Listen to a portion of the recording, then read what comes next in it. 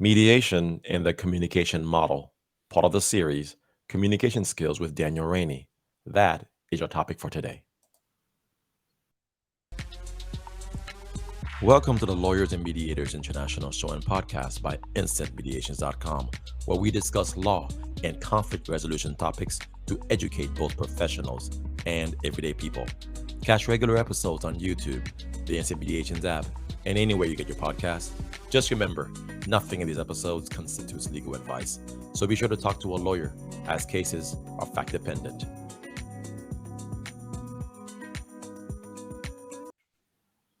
Hi, everyone. This is Mac attorney, mediator, and arbitrator working throughout Florida and Texas.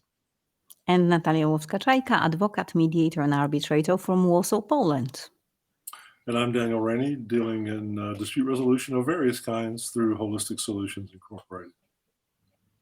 Thank you so much, Dan. Okay, guys, we are back on another episode with Dan and Daniel. And this time we are focusing on a continued theme we've hit on over the many episodes we've been doing with Daniel since May 2021. So this is going to be episode number 95, if you can believe it or not.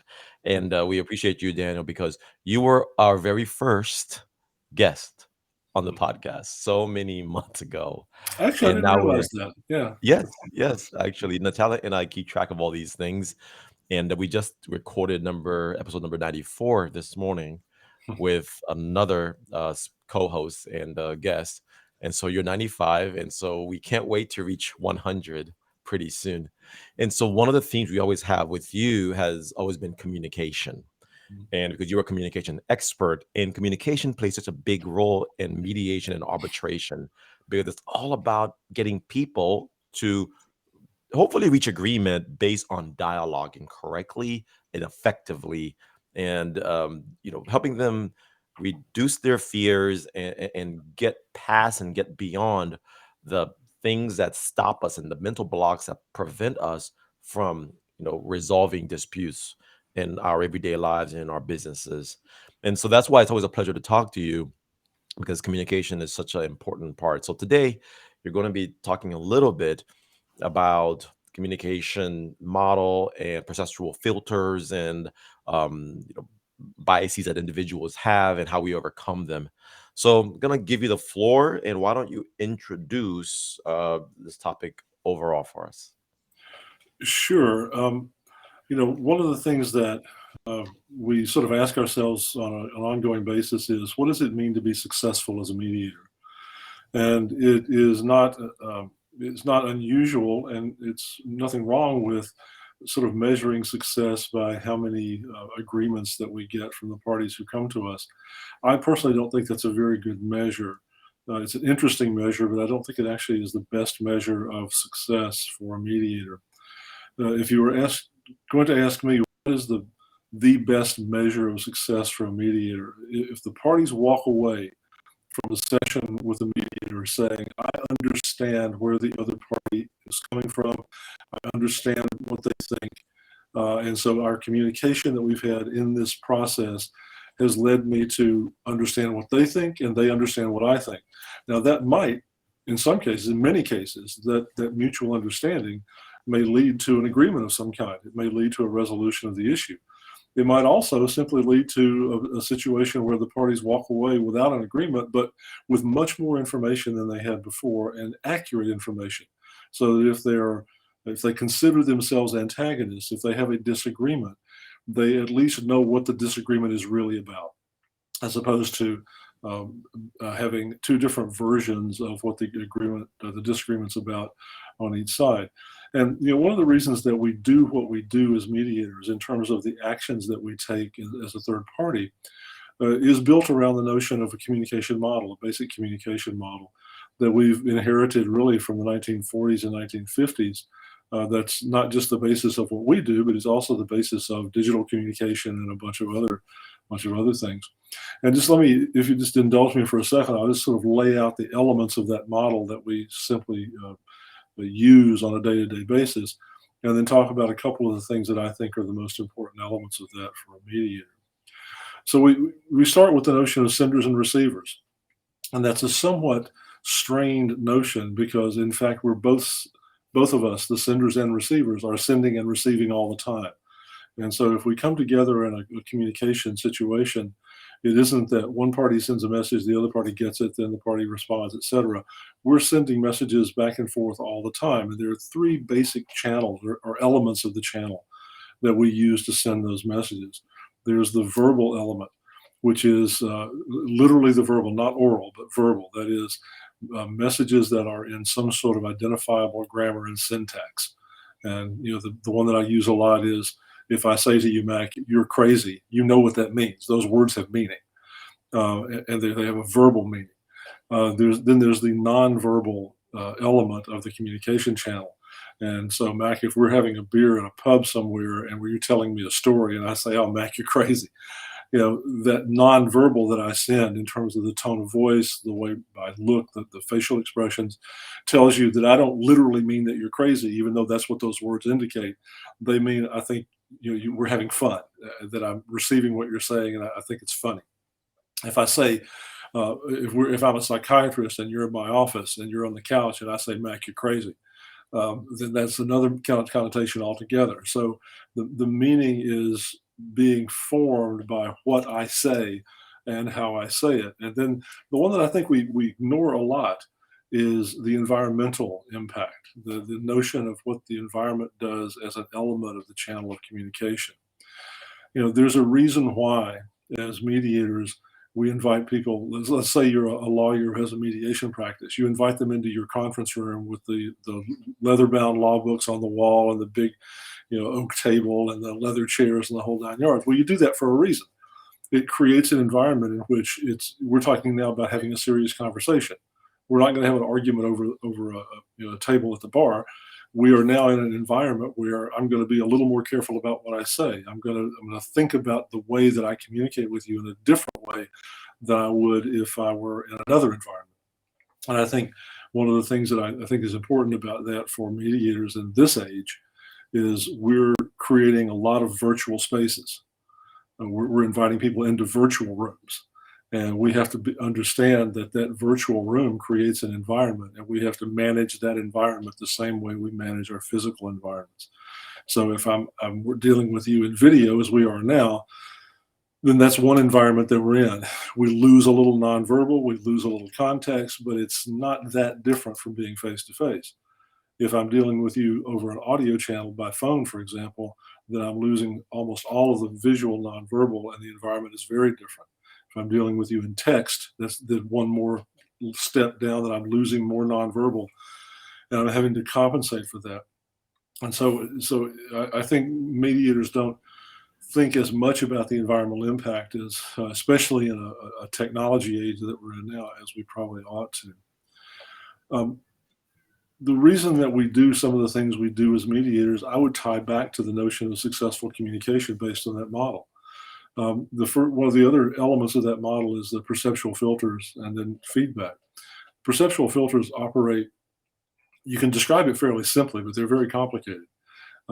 You have, and I have, a set of perceptual filters that, given who we're talking to, the environment that we're in, and the thing that we're talking about, will help us choose what we say, and will help us choose how to interpret the things that are said to us. And the other person, who's sending and receiving all the time as well, is going to have a set of perceptual filters that will tell them what they should be saying and how they should interpret what I say to them.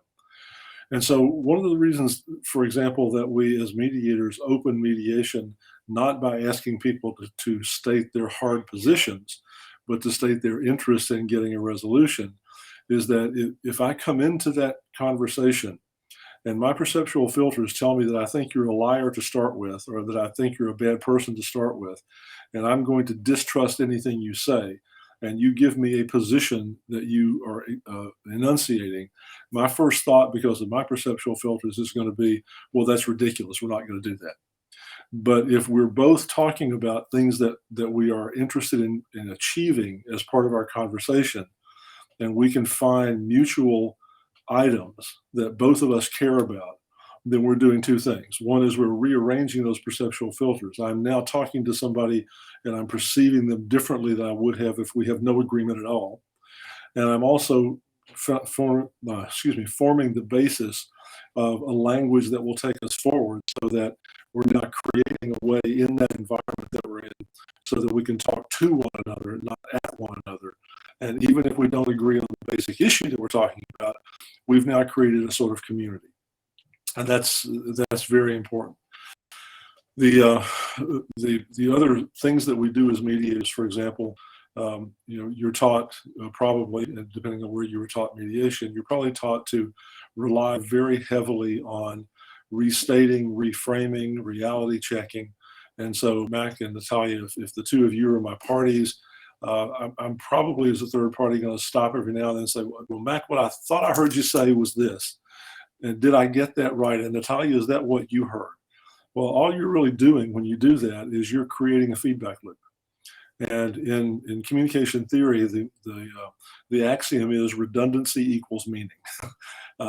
If I send you a message once, even in an environment where I'm managing the communication well, it's unlikely that you will understand exactly what I want you to understand by that message.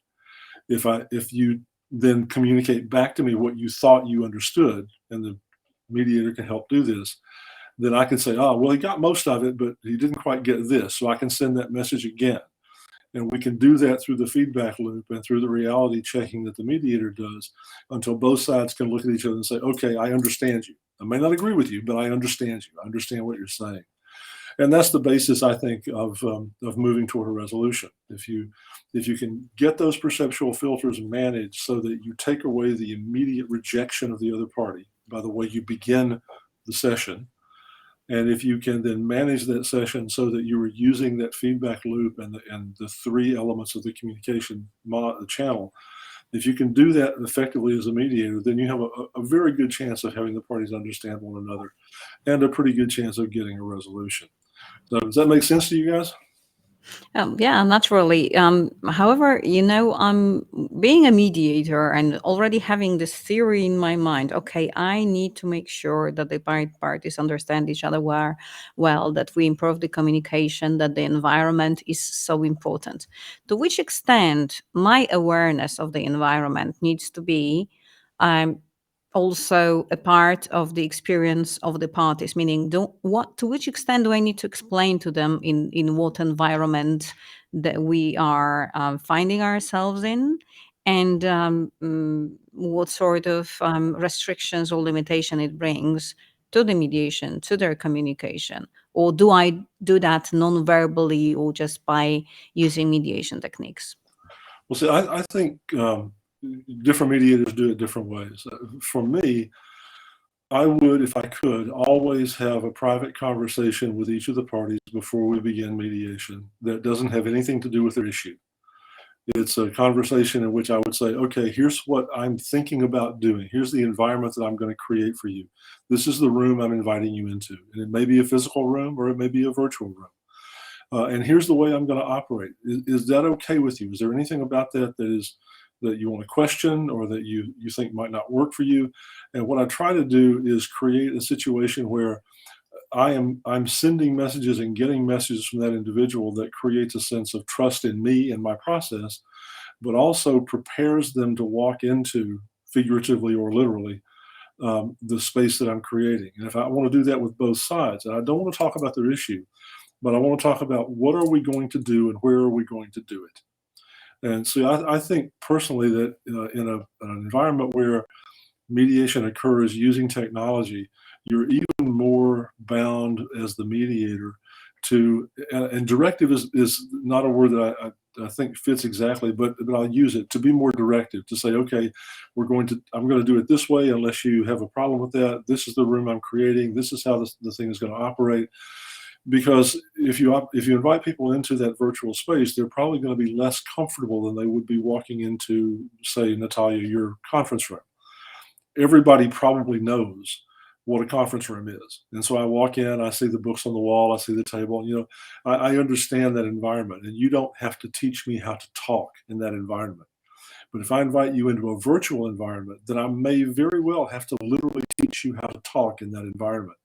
And so I think that's part of my responsibility as a third party, because if I don't do that, then it's very unlikely that I'm going to be able to get by those perceptual filters and get by those misunderstandings that are going to be there in the very beginning of the mediation. So for me, the preparation in a technology environment, the preparation is longer, takes more time, and is, I think, even more important than it is in a face-to-face environment. Because that's exactly what I'm saying, is that, the verbal messages may be the same, the nonverbal messages may be similar, although they may be truncated a bit, but the environment's very different, and we have to create that understanding and comfort in the environmental element of that channel of communication in order for us to be able to operate well. Yeah, so the environment is extremely important in the online world. When you were teaching the pilot course with us, at the beginning of the pandemic, we had talked about how online mediation is not just pushing buttons on a screen, that there's more that goes into it when it comes to communication. Okay. So, like you said, parties might be used to a conference room when they think, oh, I'm going to go to a conference room, sit down, and have a talk with my opposition and the mediator. But as soon as you've now taken that experience and you've put it in the online model, now all of a sudden we have to ask ourselves, well, are the communication methods that we were so used to in the natural going to work the same way in the digital? And the answer is no, right? Right. Yeah. Because you've lost context, you've lost the ability to see full body language. Now you got this little square on a screen. And so this was always one of my and Natalia's passions over the last couple of years, which is trying to bring attention to this, to different mediators out there who might be more old school and traditional and having just done things the same traditional way. And we were all taught when we were all taught mediation skills, nobody in any of the binders and books and pamphlets that we were forced to receive, nobody talked about how one day it might be the case where none of us are going to be sitting physically in the same room. And so this pandemic and the Zoom boom that followed suit has really changed a lot of what I think is going to be now taught to mediation students going forward in the future. Dan, how do you, because you were a trainer as well, right?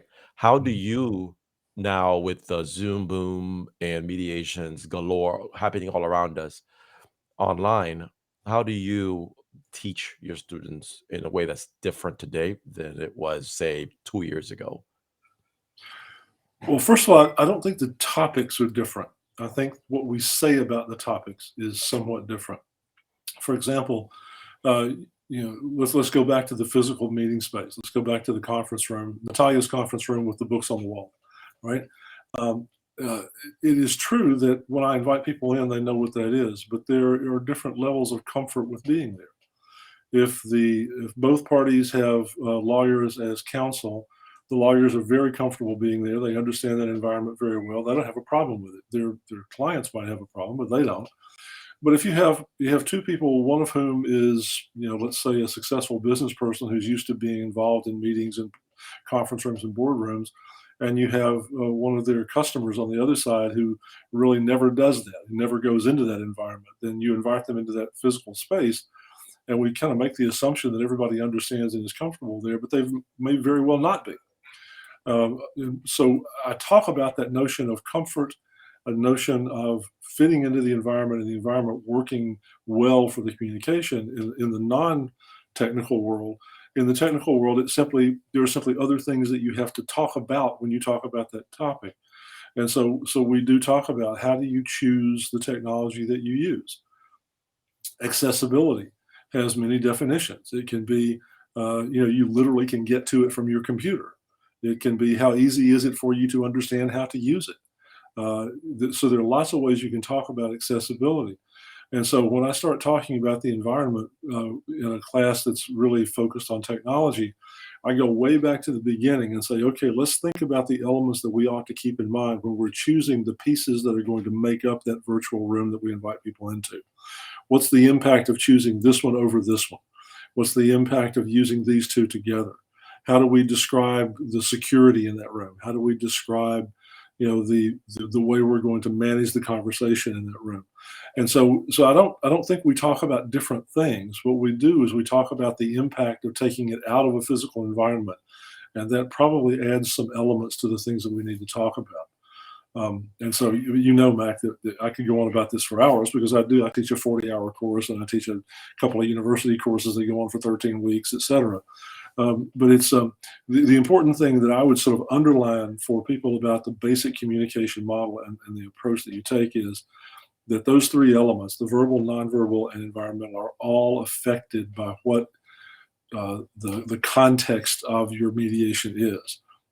And what you're trying to do as a mediator over and over again is to blunt the impact of those perceptual filters in the beginning and move people a little bit closer together mentally so that they are at least willing to listen to the other party, and then managing those three elements of the communication channel so that we have enough redundancy that people understand both sides. They understand each other's positions. If you can do that, then I think you're a successful mediator, even if you don't ever get a deal from the parties. And having said that, I think it is time to wind up. And it's been a pleasure as always, Dan. I think that you are broadening our horizon by saying all these things to us. Maybe some mediators do part of that or all of that intuitively, but I do believe that awareness of how the communication goes is important, both for the mediator and for the parties, because mediation is also about creating the channels for communication for the parties also, hopefully, outside of the mediations where the parties leave the mediation room, whether virtual or physical. So the last thing I would say, if I can, just very, very briefly, is the term intentionality. As a third party, you're making choices all the way along that are going to affect how well the parties can communicate. So make those choices intentionally. Think about each one of them. Don't do them on autopilot. Think about the impact of each of the decisions that you make as you're creating that environment. And if you do that, then you're much more likely to be successful. Thank you so much, Dan. Appreciate it. Until the next time.